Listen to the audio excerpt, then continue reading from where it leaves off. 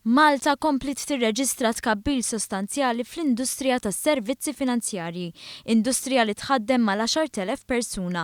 Fost oħrajn din l-industrija hija magħmula minn 27 istituzzjoni ta' kreditu, 33 istituzzjoni finanzjarja, 34 skema ta' irtirar u 142 awtorizzazzjoni taħt it-Trusts and Trustees Act. Is-servizzi finanzjarji f'pajjiżna jirċievu wkoll għajnuna u promozzjoni minn Finance Malta, entità li l-Gvern jemmen bisħieħ fija kif żied il-kontribuzzjoni tiegħu leha minn 100,000 euro għal 550,000 euro fis-sena. Is-Segretarju Parlamentari Jose Herrera huwa sodisfatt bit-tkabbir li kien hemm u dak mistenni għal li ġej. Jidher li r-rata ta' tkabbir ta' din sena se tkompli għas-sena li ġejjek mhux iżjed u li huwa tajjeb dan is-settur illi diversifikajna ħafna.